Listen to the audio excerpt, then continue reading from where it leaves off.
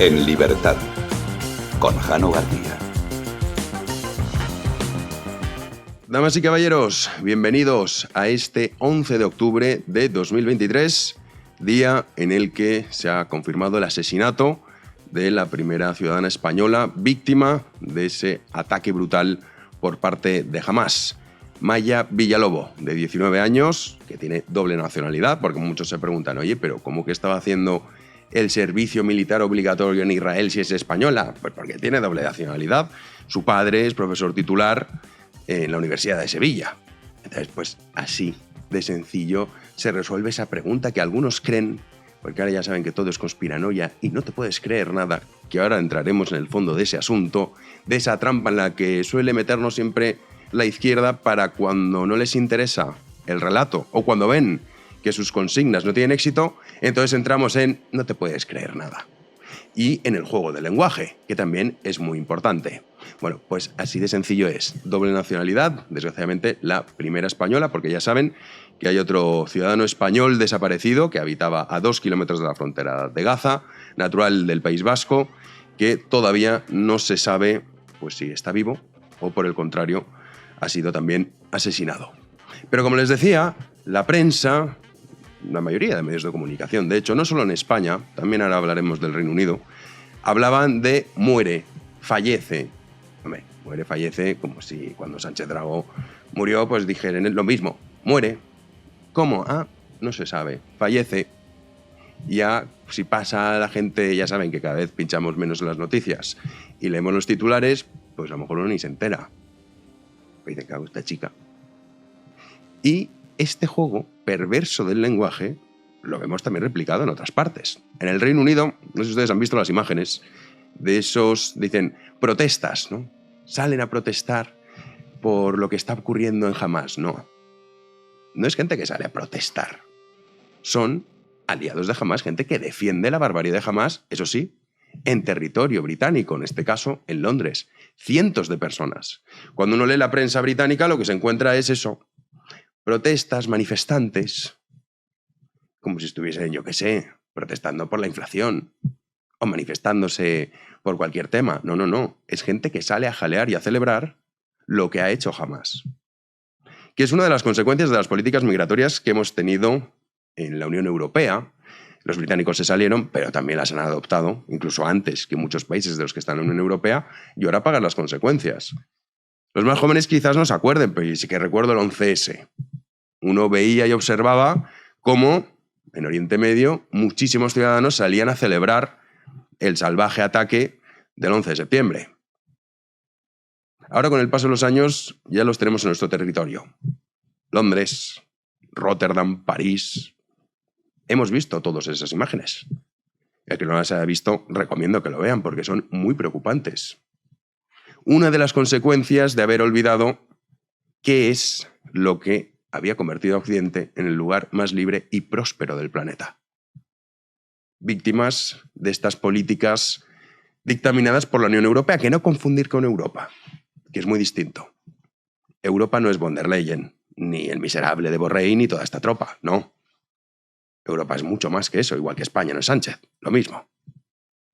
Pero el juego del lenguaje importa y mucho. Y es lo mismo que veíamos cuando un hombre asesina a una mujer, los medios de comunicación lo titulan como debe ser. Un hombre asesina a su exnovia, a su exmujer o a una mujer. No sé si ustedes recuerdan ese titular que se hizo muy famoso el diario El País y que copiaron otros medios, como el diario El Mundo también, que era una mujer cae de un 6º piso con su bebé en brazos. Uno piensa, bueno, pues ha sido un accidente. Que no era un accidente. Que la mujer saltó con su bebé en brazos para matarlo, para asesinarlo. Una diferencia sustancial. Pues en este juego del lenguaje, evidentemente, hemos entrado con esta guerra y con todas las guerras. Y ahora vemos la lucha de los bulos. No sé si ustedes han escuchado la noticia de los bebés decapitados. Dicen, no, no hay confirmación, sí que hay confirmación. Entramos en esa dinámica como si, en realidad, fuese un antes o un después. ¿Nos parece poco las imágenes que hemos visto? Que hay bebés que han sido asesinados. ¿Qué pasa? Que si no se confirma esa noticia, entonces, ya no te puedes creer nada de lo que digan. Así le quitamos hierro al asunto. Es que se han inventado de los bebés. Entonces, claro, a partir de ahí, ¿quién sabe si a lo mejor tampoco se han inventado que han asaltado viviendas privadas y han acabado con padres, niños y con familias enteras? En ese juego de la duda, en ese juego del lenguaje, es donde nos quieren meter. Para que así, entre toda la confusión que se genera, uno no pueda discernir. E incluso ponga al mismo bando, al mismo nivel. Pero realmente esto desde luego que no es así. Y la realidad nos lo ha demostrado. Ahora, hay gente que está dispuesta a negar hasta lo que ven sus propios ojos, pues en esto no va a ser menos. Es lo mismo, exactamente lo mismo, que ha ocurrido con la guerra de Rusia y Ucrania. Decían, no, la matanza no han sido 100, han sido 82. Ah, vale. Entonces no son tan malos, ¿ves? Te mienten. No te lo puedes creer. Y así el ciudadano no puede sacar conclusiones. En ese juego perverso es en el que nos quiere meter la izquierda. Y bueno, la conspiranoia habitual de los de siempre. Pero bueno, esos ya están por descontados, poco se puede hacer. Para que ustedes vean, cuando hablamos de esto, que no es una cosa que nos inventemos, les voy a leer los tweets que han puesto, por ejemplo, Yolanda Díaz. Decía, lamento profundamente la noticia de la muerte de Maya Villalobos. Todo mi cariño a sus seres queridos. La muerte. Hay que detener esta escalada bélica. La violencia, la muerte y la destrucción no son el camino. Trabajaremos por una paz justa y duradera. Bueno, Yolanda Díaz no va a trabajar en nada. No lo ha hecho nunca, en esto menos. Y aparte, imagínense Yolanda Díaz en Gaza. Por suerte para ella, nunca estará en Gaza. Ione Belarra, mi sentido pésame a la familia y seres queridos de Maya Villalobos. Es urgente que la comunidad internacional se implique y logre una paz duradera en la región que termine con la ocupación y el apartheid al pueblo palestino. Esta va más. La culpa es, claro, es que como ustedes hacen esto, pues ¿cómo no van a asesinar a bebés, a padres de familia, a madres y ancianas? ¿Cómo van a torturar y a violar a mujeres? Hombre, claro, es que con este apartheid, víctima del desconocimiento absoluto. Y es que lo repasamos en el editorial, conviene, y muchos se deberían leer y estudiar la historia, y no a partir del 48, sino antes también. Porque si no, no puedes entender nada. Pero claro, Ione Belarra, pues bueno, da para lo que da. Y luego la mejor, Mónica García, que decía lo siguiente: lamentamos la muerte de Maya Villalobos. Mi pésame y un fuerte abrazo para su familia y allegados. Ya saben que junto con Errejón y Enrique Santiago, no dicen que jamás es un grupo terrorista. Que esto es una definición política. Pues lo que realmente no es una definición política es la basura que representan. Esa deshumanización constante que ha hecho la izquierda a lo largo de la historia. Así es que no es nada nuevo. Lo que pasa es que la izquierda roja se ha reconvertido en la izquierda morada. Entonces ahora como pintan banquitos con banderas LGTB y tal, pues muchos despistados olvidan qué es lo que son siempre los aliados de los criminales. No hay que olvidarlo. Siempre han estado, que se les ha dado la oportunidad de escoger, del lado de los criminales. Siempre. Criminales y aliados como Maduro, que hoy, dice, madre mía, pobrecitos los venezolanos, hacía unas declaraciones fascinantes hablando sobre el conflicto de Israel y Palestina. El más importante antiimperialista de la historia moderna, nuestro Señor Jesucristo, Jesús, nacido en Belén y criado en Nazaret, territorio de Palestina. Así que Jesús fue un niño palestino, un joven palestino. Y cuando fue crucificado, condenado injustamente por el Imperio Español y por las oligarquías que dominaban religiosamente la zona, cuando fue condenado injustamente, fue clavado, crucificado, asesinado, torturado nuestro Señor Jesucristo. Pues les hemos reducido el vídeo porque son 2 minutos, vamos, hilarantes. Y dices, oye, ¿cómo puede ser que este hombre sea el que gobierna el destino de millones de personas? Así les va, evidentemente. Bueno, pues estos son los aliados de Yolanda Díaz, de Errejón. Recuerden cuando Errejón decía, bueno, oye, que en Venezuela ya comen 3 veces al día, ¿eh? Es de verdad la hez moral más grande que uno puede imaginar. Y siempre ha sido así. Lo cierto es que no vamos a negarlo. Desde que tengo uso de razón, siempre ha existido este grupo. De estar siempre a favor de los grupos terroristas, de blanquearlos, de vender una especie de revolución. pero la realidad es que nunca habían contado con tanto apoyo popular. Seguramente Maduro, claro, decía el Imperio Español, vamos, damos por hecho que entendemos, aunque tampoco lo sabemos, que se equivoca.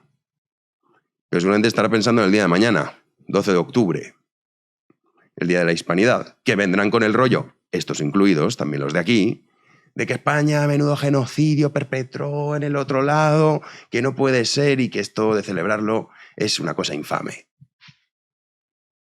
Nosotros mañana aquí vamos a hacer un especial Hispanidad para reivindicar los valores de esa España que desgraciadamente están muriendo.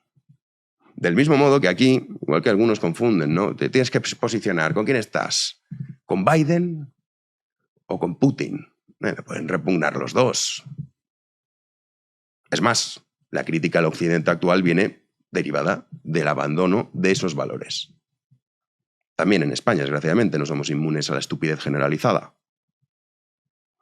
Pues estos son los aliados de la izquierda, estos son los que se niegan a condenar los atentados de Hamás. Y desgraciadamente, como digo, por primera vez cuentan con un enorme apoyo popular. Tanto es así que en el caso de Venezuela y en el caso de España son los que nos gobiernan. ¡Comenzamos!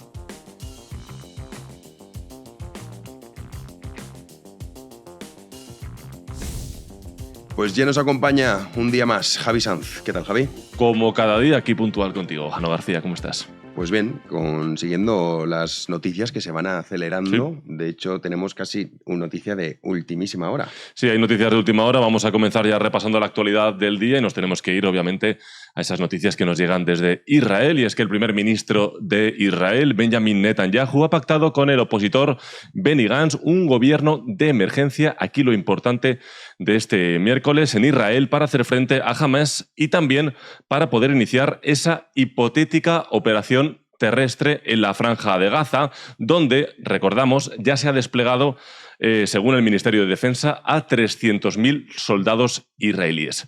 Así que en las próximas horas puede haber cambios importantes en el conflicto actualmente abierto entre Israel y Hamás. Mientras tanto, en el quinto día de combates, que se cumple este miércoles, Israel ha bombardeado más de 250 objetivos de Hamás durante esta madrugada. Tras estos incesantes bombardeos, así luce, vamos a verlo, uno de los barrios de Gaza, uno de los barrios más céntricos, el Remal, en el pleno centro, como decía, de la Franja, Jano, que a mí me recuerda mucho a las imágenes que veíamos hace unos años en Alepo, en Siria. Sí. Un barrio completamente destruido tras esos incesantes bombardeos de Israel, tras el ataque de Hamás el sábado a territorio israelí. Así que, como vemos, barrio completamente destruido.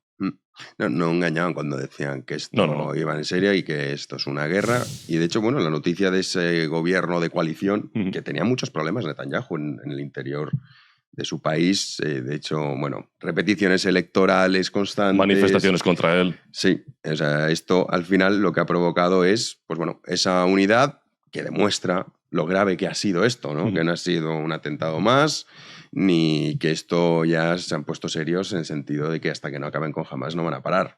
Pero No van a parar, y eso porque parece. también en otros países ya también se está extremando lo que es la seguridad de muchos lugares, sobre todo especialmente sinagogas, porque ya sabemos que esto, aunque sea lo que ocurre en Israel, nos va a afectar de una manera o de otra. O sea que a ver qué ocurre en las próximas De horas. hecho, siguiendo con la actualidad, hay que recordar también que la Franja se ha quedado este mediodía sin prácticamente suministro eléctrico después de detenerse la única planta que cuenta la franja de electricidad por la falta importante de combustible, ¿no? Debido a ese férreo bloqueo del ejército israelí. Por su parte, el grupo Hezbollah, la milicia libanesa financiada por el gobierno iraní, por los ayatolás, ha reivindicado un ataque con misiles guiados antitanque contra un puesto militar de Israel. Además, Israel rápidamente respondió a este ataque bombardeando varias zonas del Líbano. Esto es importante ya que podría degenerar en una escalada en este conflicto entre Israel y Hamás. Repasando rápidamente los muertos a esta hora de la tarde, importante recordarlo ya que esto cambia en cuestión de minutos. Ya superan los 1.000 del lado de Palestina y más de 5.000 heridos en este mismo lado, según informa el Ministerio de Sanidad de Gaza, mientras, Jano, que en Israel la cifra asciende a 1.200 muertos y en torno a 2.700 heridos. Importante destacar a esta hora de la grabación del programa Libertad. Sí, esto varía a una velocidad de vértigo. Y bueno, desgraciadamente, pues va a aumentar el número de víctimas, seguro. Sí, y seguimos, lo comentabas ya en el editorial, este miércoles se ha confirmado el asesinato de una española tras ese ataque de Hamás el pasado sábado a Israel. Ella es Maya Villalobo Simbani, una ciudadana hispano-israelí de 19 años que estaba realizando el servicio militar en Israel. Esta es la foto de la joven. Y que se encontraba en el momento de su asesinato en la base militar de Nahal Oz, muy cerca justamente de la Franja de Gaza, desde donde recordamos pues Hamás inició ese asalto masivo a territorio israelí. Lo importante de esto, aparte obviamente por supuesto de la desgracia de la muerte, es que esta muerte tampoco ha quedado exenta de polémica, y es que debido al tuit del presidente Pedro Sánchez, las redes sociales han ardido. Debido, Héctor, pínchame el tuit del presidente. Dice: consternados por la noticia del fallecimiento de Maya Villalobo. Quiero trasladar mi más sincero pésame a su familia y amigos. Y claro, muchos de los usuarios de esta red social han recordado al presidente y le han recriminado que hable, Jano, de asesinato en vez... Pues al revés, de fallecimiento en vez de asesinato. Sí, bueno, sigue la línea de lo que es la izquierda. Luego es verdad que dice: el gobierno de España reitera su más enérgica condena a los ataques de Hamás. Bueno, el gobierno de España no, una parte del gobierno de España, porque hay otra parte que no. Bueno, ya sabemos cómo y acaba con nada justifica un atentado terrorista. Sí, sí, eso es fenomenal, pero ya sabemos cómo es este juego, lo que es Sánchez. Pues ya tiene que contentar a sus aliados, que es que no hay que olvidar que sus aliados están del lado de Hamás. Entonces, claro, a partir de ahí, pues este tiene que jugar con fallecimiento. Es curioso que esto no lo pone cuando hay un asesinato de violencia machista. Ahí no habla de fallecimiento, ahí dice las cosas por su nombre, y es un asesinato. Un hombre asesina... y es lo que hay. Pues aquí no, noticia del fallecimiento, como si hubiese fallecido, no sé, de forma natural. Pero bueno, es el juego perverso del lenguaje en el que nos hallamos y del juego de la propaganda. Hablando del lenguaje y también de propaganda, nos tenemos que ir también al seno de la Unión Europea, y es que desde el bloque están subiendo el tono contra Israel por ese bloqueo que mencionábamos anteriormente contra Gaza. El alto representante de la Unión Europea para Política Exterior, Josep Borrell, ha asegurado este martes que Israel tiene derecho, obviamente, a la legítima defensa dentro de la legislación, ha mencionado, internacional y también humanitaria. Pero añade que en algunos casos ha vulnerado las normas internacionales. Abro comillas: algunas acciones de Israel, como cortar el agua, la electricidad o un bloqueo de alimentos, no son acordes al derecho internacional. Le escuchamos. Israel has the right to defend, but it has to be done accordingly with international law, humanitarian law. And some decisions are counter this international law. And it means no blockage of water, food or electricity to a civil population in Gaza, to open humanitarian corridors, to facilitate people who has to escape the bombing of Gaza that could leave the country through Egypt. Bueno, eran las palabras de Borrell, que además ha añadido el rechazo de la Unión Europea a las acciones terroristas que causan tanto dolor y no ayudan ni apoyan, Jano, a la causa palestina. Sí, de hecho es así, pero el corredor humanitario que hable con Egipto. Que hable con Egipto y con el propio Hamás. No, que hable con Egipto principalmente, o sea, y luego aparte con Hamás, sí, pero que aquí Borrell dice: no, Israel, sí, claro, o sea, le acaban de asaltar la frontera y ahora usted quiere que las abra para que salgan, que esto ya lo sabemos, y en Europa lo hemos sufrido, atentados de supuestos refugiados. O sea, que dices: ¿pagan justos por pecadores? Sí, desgraciadamente sí. Pero claro, es que esto es maravilloso. En su despacho, Borrell, que es de las personas más despreciables de la política que ha dado este país, que está ahí en su despacho en Bruselas, millonario perdido, dando lecciones de moral, como daba en la manifestación, no sé si ustedes recuerdan, del 17, que se ponía a leccionar a los manifestantes. Bueno, pues eso es Borrell. En fin, tampoco hay que hacerle mucho caso y evidentemente Israel no le va a hacer ni caso a lo que diga Borrell. ¿Qué más tenemos? Bueno, aparte de este conflicto, aquí en España siguen pasando cosas, así que nos centramos obviamente en la política nacional, donde continúan las negociaciones y las reuniones para la posible investidura de Pedro Sánchez. Esta vez ha sido el turno de Esquerra Republicana. Y es que el presidente en funciones se ha reunido con el portavoz de RC, con Gabriel Rufián. En este encuentro, el independentista asegura asegurado que las negociaciones son para un eventual apoyo de investidura y no de legislatura, que esto puede cambiar un poco los planes, obviamente, de Pedro Sánchez. Además, ha asegurado a Sánchez que para que su partido le apoye, además de la amnistía, tiene que haber un compromiso, cito textualmente, de que el conflicto político se resolverá mediante una votación, es decir, vía referéndum. Así se expresaba Rufián tras el encuentro, tirando, importante, de ironía sobre cómo actúa en función de sus intereses el PSOE. No es por nosotros o nosotras. Aquí hay diferentes actores, hay diferentes tiempos. Nosotros lo que les puedo asegurar es que jamás, y saben que no es la primera vez que lo digo, jamás alargamos artificialmente una negociación. Jamás. Ahora, el PSOE es el PSOE. Hace 4 años ustedes saben que hablar de amnistía era una quimera. Es bastante probable que de aquí a un tiempo hablar de referéndum deje de ser una quimera. Bastante probable. Bueno, pues en este caso creo que no le falta razón. Sí, bueno, a ver, también este es de los que dijo que se iba a ir si Cataluña era independiente y aquí está cobrando y comiéndose los cocidos madrileños, ¿eh? Que eso también es que aquí todo el mundo se pone estupendo, pero que dice hace 4 años, que hace 4 años, hace 4 meses.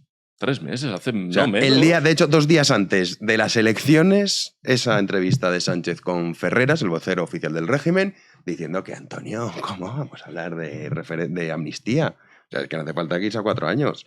Pero sí, desde luego, no, lo que sea. Sánchez, lo que sea. Lo que sea. Y lo saben. Hombre, claro que lo saben, se están aprovechando y están encantados. De hecho, bueno, públicamente lo han dicho en numerosas ocasiones. O sea, que te llega a humillar Rufián. Claro, una persona con un mínimo de dignidad le molestaría y diría, oye, ¿cómo voy a dejarme humillar yo por Rufián? Pero, claro, siendo Sánchez, pues le da igual. Dice, bueno, que digan lo que quieran, mientras yo esté en la Moncloa, me da igual.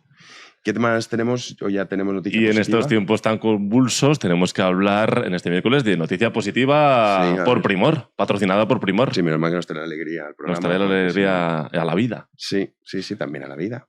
Primero al programa y luego a la vida. ¿Cuál es la noticia positiva del día? Pues que nuestro gran Rafael Nadal parece que ya tiene fecha de vuelta para la competición. Así lo informó este miércoles el máximo ejecutivo del Open de Australia. Decía, este es el tuit de Nadal que ahora repasamos, decía el máximo ejecutivo del Open de Australia, del Grand Slam, podemos revelar en exclusiva que Rafa Nadal vuelve. Entonces, estas eran las declaraciones y minutos después reaccionaba el propio tenista, el tenista español, con este tuit que decía: agradezco el voto de confianza del Open de Australia, estoy prácticamente todos los días trabajando ya muy duro para volver lo antes posible. No lo afirmaba, pero lo deja caer, que ya estará de vuelta. Sí, que hace más un poco vimos sus primeros entrenamientos, por decirlo de alguna manera. No, primeros entrenamientos, porque fue noticia del día, noticia positiva del día, efectivamente. Sí, Nadal, es que Nadal siempre... Es que Nadal siempre ayuda.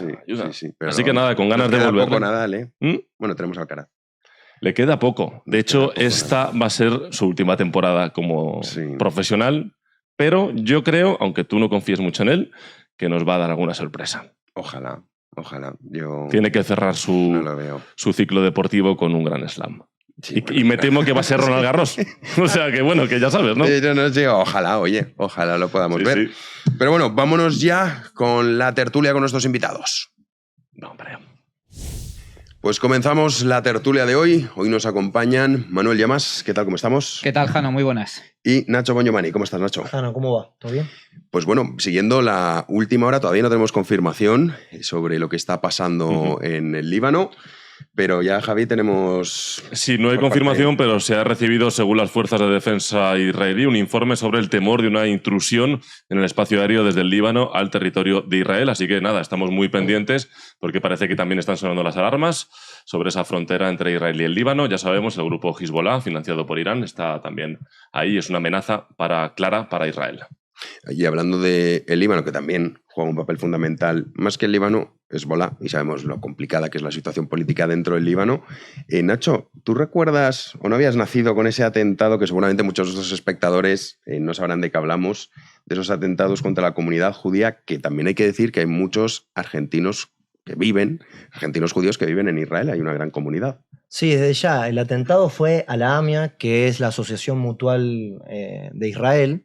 Este fue un atentado con un coche bomba, fue en el año 1994. Yo había nacido en el 93. Hubo 85 muertos. Para que nos demos una idea, 2 años antes, con la misma metodología habían volado la embajada de Israel. ¿Sí? Esto obviamente fue a cargo de los terroristas de Hezbollah y también de los funcionarios de ese momento de Irán, ¿no? ¿Qué es lo que pasa? Que hasta hoy, hasta la fecha, los terroristas y los culpables, ¿sí? Este hecho sigue impune, no ha tenido culpables. De hecho, hace no muchos años, un fiscal, Alberto Nisman, que se ha hecho muy conocido, denuncia a la que hoy, en la actualidad, es vicepresidente de la Nación, Cristina Fernández de Kirchner, allá por ese entonces presidente de la Argentina, la denuncia por un encubrimiento con Irán, para encubrir a los terroristas. ¿Qué es lo que pasaba por aquella época? En su momento, Hugo Chávez, presidente de Venezuela, tenía muchísima influencia en Cristina Fernández de Kirchner, y obviamente Irán, que financia al movimiento chavista, a su vez tenía, influencia sobre Hugo Chávez. Entonces pactan este acuerdo secreto, para que se quiten las alertas rojas, ¿sí? de la Interpol a los terroristas, nada más y nada menos a los terroristas. A los pocos días que Alberto Nisman, que el fiscal Nisman tenía que declarar, aparece muerto en su departamento con un tiro en la cabeza. Lo primero que hace el gobierno kirchnerista es decir que Nisman se había suicidado. Sí. A Nisman obviamente lo suicidaron, lo asesinaron. Así que una tragedia que estamos ahora viendo de nuevo a estos terroristas. Sí, para que veamos los vínculos hasta dónde llegan, ¿eh? Porque, hasta dónde llegan y hasta hace cuántos años atrás. Sí, hace cuántos años atrás. Claro, nosotros quizá Irán, nos suena pues más reciente cuando surge Podemos, ¿no? Y dicen, oye, que estos tíos los financian Irán, tal, pero bueno, que esa fórmula ya se estaba aplicando en Hispanoamérica muchos años atrás, Manuel. Es lo que se denomina técnicamente guerra asimétrica. Las nuevas fuerzas, las nuevas potencias que lidian contra Occidente, contra Europa y contra Estados Unidos, evitan el choque frontal, porque evidentemente Rusia, países como Rusia, China o Irán difícilmente pueden ganar contra las potencias occidentales en una guerra abierta y frontal. Entonces lo que hacen es este tipo de guerra asimétrica, que consiste en financiar y apoyar movimientos que desestabilicen a Occidente. Así es como se explica la estrecha relación que existe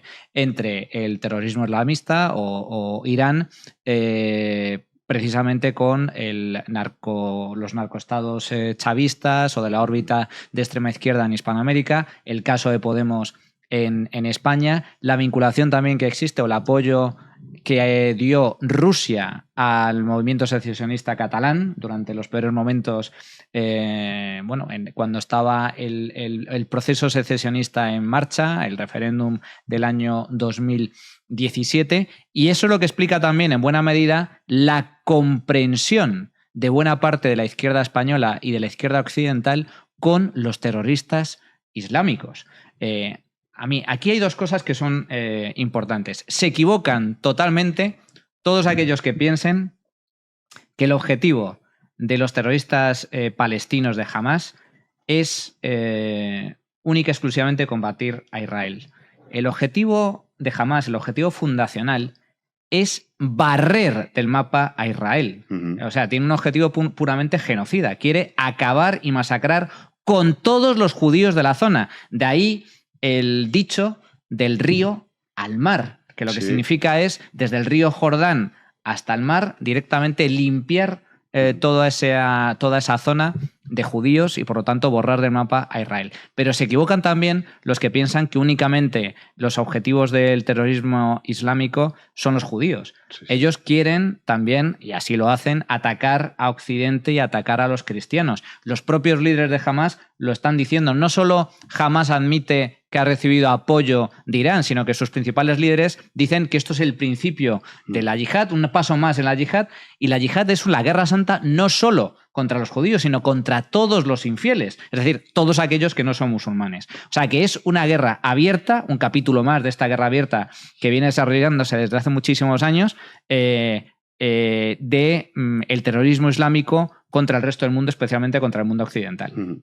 Sí, y también incluso contra los propios musulmanes. En muchas ocasiones acaban con los que consideran que no son lo suficientemente no fanáticos obviamente, pero sí fieles, Puros. que es puros, que es lo que ellos comentan. Y lo vemos, oye, Nacho, en Argentina la izquierda ha respondido al caso de Israel. ¿Tienes la misma izquierda? Yo apostaría que sí, en Argentina que aquí en España. O sea, ¿cuáles han sido las reacciones? Porque aquí hemos visto, primero, justificaciones y luego, cuando no, negarse a llamar a Hamás, como el caso de Rejón, que conoces muy bien, o el caso de Enrique Santiago y otros tantos de ese grupo de Sumar, Más País, o como se llamen ahora, que cada día tiene un nombre distinto, diciendo que jamás ellos no lo consideran un grupo terrorista, que esto es una cuestión política, ¿qué tal? ¿En Argentina también tenéis este tipo de izquierda? Sí, es la misma. La izquierda apoya a los terroristas en Argentina, al igual que lo hacen aquí en España. Exactamente lo mismo. De hecho, el domingo pasado tuvimos el debate presidencial, donde había 5 candidatos a la presidencia, y de estos 5, 4 se expresaron en favor de las víctimas que había tenido este atentado terrorista, y la única que no dijo nada fue la candidata del Frente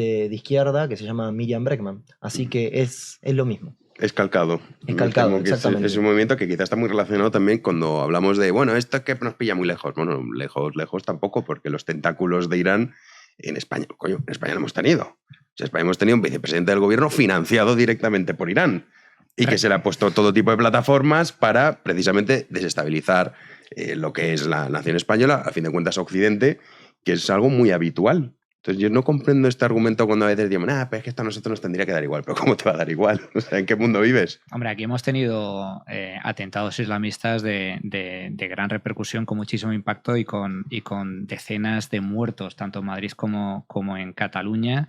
Claro que es una... A ver, a mí me preocupa especialmente la comprensión o la alianza de la extrema izquierda española con este mundo. Hemos visto cosas que, de verdad, son absolutamente incomprensibles, son irracionales. La extrema izquierda española, en primer lugar, ha justificado los atentados, porque una condena ante un tipo de atentado de estas características tiene que ser una condena sin ambajes, sin peros. Pero tú cuando dices, no, condenamos, cuidado, todo tipo de violencia, ya estás equiparando la violencia ejercida. Es que no es lo mismo que yo te pegue un puñetazo a ti a que en respuesta a ese puñetazo tú te defiendas y me lo pegues tú a mí.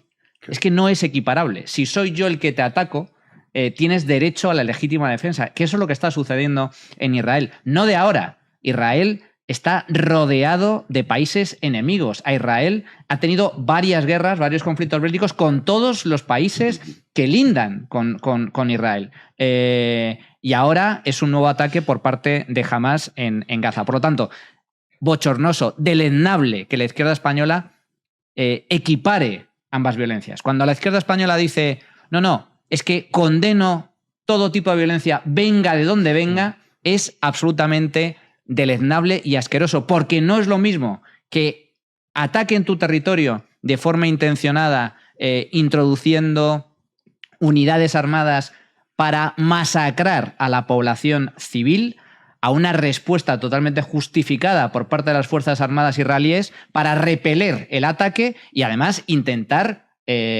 condenar y represaliar a los culpables de ese ataque. Eso en primer lugar. En segundo lugar, cuando no solo es que lo equiparen, es que lo justifican. Porque cuando dicen, no es que solo condenamos todas las violencias, es que sí, es cierto, jamás ha hecho mal en masacrar a 1.000 israelíes, entre ellos violando a mujeres y cortando la cabeza a bebés. No, es que, claro, el problema es la ocupación. El problema es la ocupación de Israel. Entonces, ya no solo es que lo estés equiparando, es que de alguna forma estás justificando esos atentados. Y ya el tercer grado, que es el más insultante, es cuando se le pregunta directamente a los líderes de la extrema izquierda española que si consideran que Hamás es una organización terrorista, cuando así es reconocido por la inmensa mayoría de países del mundo, a excepción de Irán, que son sus cómplices, y otras potencias deleznables como los aliados hispanoamericanos chavistas, y se niegan a contestar. Dicen, no, yo es que no considero que sea una organización terrorista, o no me atrevo a calificarlo como organización terrorista, o ¿qué es el terrorismo? ¿Es que acaso es algo subjetivo? Es algo perfectamente objetivo. Y por último, la manifestación que congregó a algunos cientos de radicales en la Puerta del Sol Pero ese día no llevaron banderas LGTB, ¿eh? Hace un par de días que iban con banderas palestinas. Sí, pero ese día se olvidaron la LGTB. Qué casualidad. Cuando se les preguntó directamente por parte de algún periodista si veían bien lo que estaba haciendo las atrocidades de Hamas en Israel, muchos de ellos decían que sí. Muchos de ellos decían que sí, que lo veían bien. O sea, ya no es que lo justificaran, sino que directamente lo apoyaban. Y como bien dices, Jano, que ya es el colmo de los colmos. Todos esos que aparecen con banderas LGTBI apoyando la causa palestina y al lado con el pañuelo y con la bandera. Esta gente sabe que si pisa suelo en Palestina, suelo en Gaza, suelo en Cisjordania, le cuelgan de un árbol. ¿Son conscientes de ello? ¿Son conscientes de que en Gaza los homosexuales son perseguidos, condenados y lapidados? ¿Son conscientes de que las mujeres allí no tienen derechos, no tienen libertad? ¿Que las mujeres allí rige la Sharia, la ley islámica? ¿Son conscientes además de que ese tipo de organizaciones reciben cientos, si no miles de millones de euros de nuestros impuestos, pagado con nuestro dinero por parte de Europa y por parte de Estados Unidos? ¿Y en qué se gasta ese dinero si los palestinos viven en la más absoluta miseria? ¿Os habéis dado cuenta de cómo van equipados los terroristas de Hamas con armas de última categoría, equipados perfectamente con vehículos vehículos modernos, nuevos, etcétera? ¿Y cómo vive la población palestina en Gaza, en Cisjordania y en Jerusalén Este? Es que no hay color. Es decir, nosotros realmente ese dinero, mucho de ese dinero, la inmensa mayoría de ese dinero, no va en ningún caso para mejorar los servicios públicos o para combatir el hambre y la pobreza en Palestina, sino directamente a financiar este tipo de organizaciones terroristas, lo cual es terrible. Se estaba hablando también de revisar esos fondos, pero claro, es que resulta muy complicado porque al final, ¿cómo vas a revisar unos fondos que envías a Gaza? ¿Y cómo vas a saber qué van a hacer? O sea, es que es imposible. O sea, llega un punto que dices, o los mandas o no los mandas. No hay un término medio en ese sentido, que luego es cierto que también la población civil, pues habrá muchos inocentes que desgraciadamente pagan por justos por pecadores y claro, tampoco los puedes dejar desnutridos. Es que al final cuando la Unión Europea se pone tan estupenda de, bueno, vamos a revisar esto, usted no puede revisar eso. Me refiero, no hay un término medio en este caso. Si das el dinero, sabes en lo que se lo van a gastar y sabes en qué no se lo van a gastar, que es en mejorar la vida de la población civil, porque además se retroalimentan también de esa desesperación de muchos palestinos que viven en Gaza. Pero Javi, hablábamos de la última hora del Líbano, hay todavía información... podemos decir contradictoria en algunos casos. Las fuentes son pero... contradictorias, ya sabemos, sobre todo en redes sociales, aunque los medios de comunicación ya empiezan a publicar que ha habido una infiltración oficial aérea desde el Líbano que ha puesto en alerta al norte de Israel. Lo que está en duda es si realmente han sido drones o terroristas en parapente que hayan entrado ya directamente en la frontera. Lo que, según están comentando también fuentes israelíes, es que se ha pedido a todos los ciudadanos de esa zona que busquen refugio ante la opción de que haya allí enfrentamientos con las fuerzas israelíes y también con Hezbollah. Y hay que recordar que esto llevaría el conflicto a una escalada diferente. También acaban de llegar declaraciones por parte de Jens Stoltenberg, que recordamos es el secretario general de las Naciones Unidas, que viene a decir lo mismo que ha dicho Josep Borrell, que hemos mencionado justo en la sección de las noticias, que Israel tiene derecho a defenderse del ataque del movimiento islamista palestino Hamas, pero ha pedido que esa respuesta sea proporcionada y haga lo posible para evitar la muerte de civiles, que yo creo que es un punto de debate que podemos sacar en la tertulia. Las reacciones de Jens Stoltenberg ahora, el secretario general de la OTAN, y también del alto diplomático de Exteriores europeo, Josep Borrell, por si lo queréis comentar. Sí, a mí me parece, o sea, está muy bien, ¿no? Como declaración, obviamente nadie quiere que mueran civiles, ¿no? Ni que mueran personas inocentes. Ahora bien, ¿cómo vas a acabar con Hamas?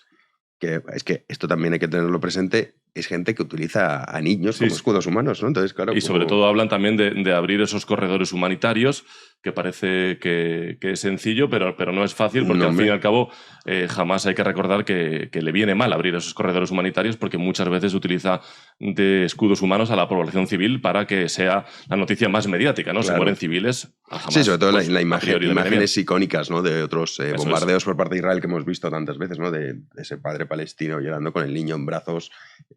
Bueno, pero a ver, Israel se está defendiendo. O sea, los que metieron el ataque terrorista fueron los otros, ¿no? Yo no veo en Israel a gente decapitando a otra gente, a violaciones y todo así tan expreso, ¿no? Digo, o sea, me parece que lo que está haciendo Israel es nada más y nada menos que defenderse, y yo creo que, digo, el terrorismo obviamente va a usar como escudo a mujeres, a niños, pero de todas maneras hay que combatirlo. Entiendo que es un equilibrio muy delicado, pero no. Yo creo que se refieren principalmente al bloqueo, sobre todo de alimentos, de electricidad, de gasoil, que eso afecta, digamos, a la población civil, y de eso, por eso las declaraciones, Manuel, de Jens Stoltenberg ahora mismo, hace unos minutos. Las primeras víctimas de Hamás son los propios palestinos.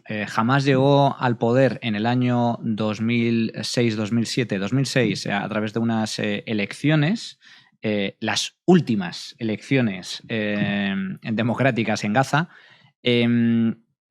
y logró vencer a la otra facción, Al-Fatah, que es la que está en Cisjordania. Efectivamente, que también tienen un lío morrocotudo. Y de hecho hay un conflicto interno por el poder, y han estado muchos años en lucha. Bueno, desde el año 2006, como digo, no hay elecciones en Palestina, no hay elecciones en Gaza, y lo que hay en Gaza es una dictadura en manos de Hamás, que tiene absolutamente bajo la bota a toda la población de Gaza, que son 2,1 millones de personas. Entonces, la primera víctima de Hamás son los propios palestinos. En segundo lugar, cuando se habla de cierre de fronteras o se habla de bloqueo por parte de Israel, muchos olvidan que Gaza hace frontera con Israel, pero es que también hace frontera con Egipto. Y Egipto no quiere saber nada. No quiere saber nada de los palestinos. No. Hay que preguntarse por qué. Bueno, de hecho, Egipto tiene relaciones con Israel y también Arabia. Entonces, cuando se culpa del bloqueo, yo me pregunto, bien, ¿y qué pasa con la otra parte? ¿Por qué Egipto no permite también la entrada de alimentos, la entrada de electricidad? Es más, fijaos, hablábamos antes de los millones que ha recibido Gaza y los palestinos, las autoridades palestinas, durante los últimos años. Bien podían haber implantado al menos un centro, una planta para generar electricidad.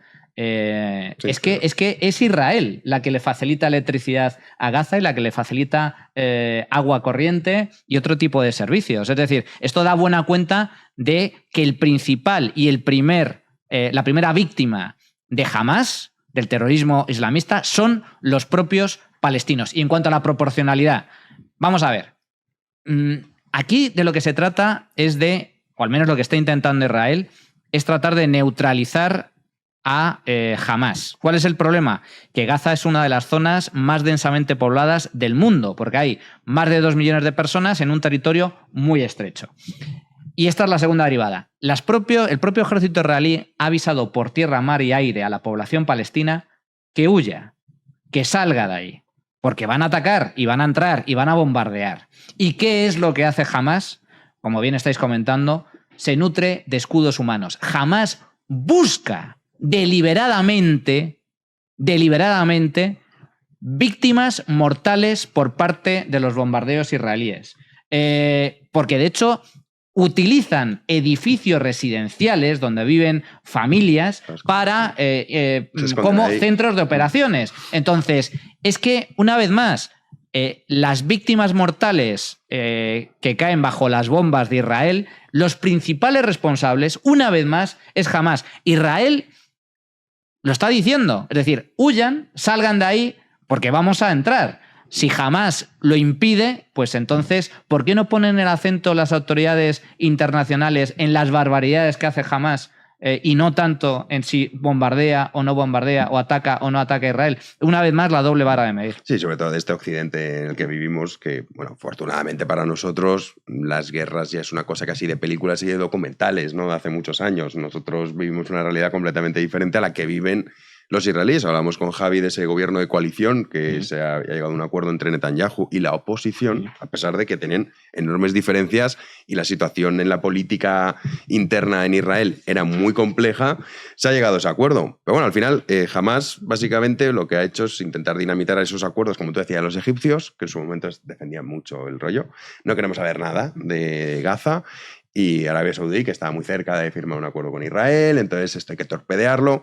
O sea, vivimos un conflicto que al final tiene muchas variables, pero que todas conducen a que directa e indirectamente nos afectan a nosotros, y no hay que olvidarlo. Tenemos declaraciones, Javi, también de Putin de última hora. Sí, ha vuelto a hablar el presidente ruso Vladimir Putin. Ya comentábamos ayer que para Putin la solución serían los dos estados, según decía el presidente ruso, tal y como ya se ha llegado a un acuerdo en el Consejo de Seguridad de la ONU. Pero Héctor, vamos a ver lo que ha dicho Putin y luego lo traduzco. Está en ruso, pero bueno, viene a decirlo. Vamos a escuchar primero. Если уж мужчины решили между собой бороться, пусть борются между собой.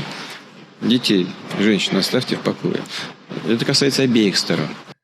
Viene a decir que si los hombres han decidido luchar, que luchen entre ellos sin problema, pero que dejen a las mujeres y los niños tranquilos, y ha destacado entre las dos partes. Es decir, señala tanto a Israel como a Hamás. Bueno, el caso de Israel sí que hay que tener en cuenta que tiene mujeres en su ejército, que el servicio militar es obligatorio tanto para hombres como para mujeres. Claro. Que esto también, claro, nos da una idea de cuál es la realidad que viven. Que no es como aquí de, bueno, la mili en su momento, pues no se hacía con la idea de estar en guerra continuamente, que es lo que han tenido en Israel, Nacho. Sí, no, ahí no veo a las feministas pidiendo paridad de género, ¿no? En eso no lo veo. Y sobre todo, a mí me indigna muchísimo todos estos movimientos que se dicen minoritarios, que cada vez yo creo que no lo son minoritarios, todos estos lobbies que guardan silencio cuando ocurren estas tragedias. Y esto son actos terroristas, o sea, digo, esto es desde todo el arco político tiene que ser condenable, no importa que seas de derecha o de izquierda. El silencio que uno... Bueno, el silencio y declaraciones incluso a favor del acto por parte de Sumar aquí en España, por parte del Frente de Izquierda en la Argentina y en Latinoamérica pasa mucho con la izquierda porque, déjenme recalcar de nuevo, Irán, Rusia financian las dictaduras latinoamericanas, las financian, le ponen dinero. Esta dictadura que matan gente, porque a ver si lo entienden, porque a veces cuando uno habla aquí en Europa de Latinoamérica piensan que está todo bien y que hay pobreza. No, estas dictaduras matan gente. La dictadura de Chávez mató gente, mató estudiantes. En Cuba matan gente constantemente. Entonces digo, en Nicaragua sí, lo mismo. Bueno, de Daniel Ortega, que es una cosa muy silenciada, pero que es salvaje. Bueno, exactamente, y están financiadas por estos regímenes. Hay sobre el tema de los dos estados. Bueno, para empezar, Putin no puede dar lecciones de nada. O sea, a ver, es que claro, Putin, es que cuando Putin dice no, que combatan los hombres mientras estás bombardeando ciudades enteras, dejándola en cenizas en Ucrania. Sí. Bueno, a ver, digamos la catadura moral de este impresentable, se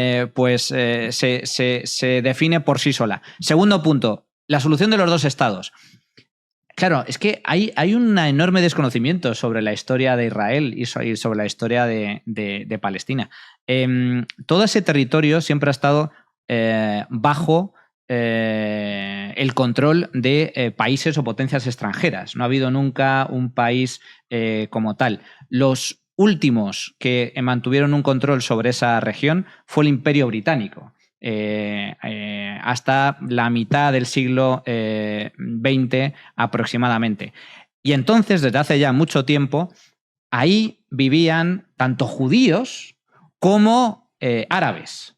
Incluso antes de eso, Manuel, hay que recordar que a principios de los años 30 la población judía en Tierra Santa era superior al 25%. Efectivamente, por eso digo que convivían sí, bajo... Bueno, con sus problemillas ya... no era pacíficamente... Pero convivían bajo el Imperio Británico.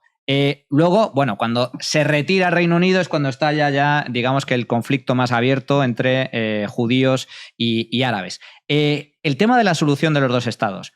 Lo que nunca se dice es que Israel está a favor de esa solución. Sí, Israel quiere los dos estados. Sí, el que no quiere, el que no quiere un estado judío en esa zona son los árabes y concretamente los palestinos. Tanto Hamás como Al-Fatah en esto comparten objetivo. Ninguno de ellos quiere un estado judío en esa zona. Entonces, si tú planteas la posibilidad de que se delimiten las fronteras y se genere o se cree un estado, Israel por un lado y Palestina por otro, pues bien, hasta cierto punto se solventaría buena parte del problema. Pero cuando los otros no quieren, o sea, su único objetivo, su única solución a este problema es que desaparezcan los judíos, pues entonces no hay solución posible. Sí, es verdad que además esto es cierto que con el paso de los años cada vez son menos las voces que están en contra de ese Estado de Israel. Incluso en Al-Fatah también ha habido división y muchos problemas con Arafat, etcétera, etcétera.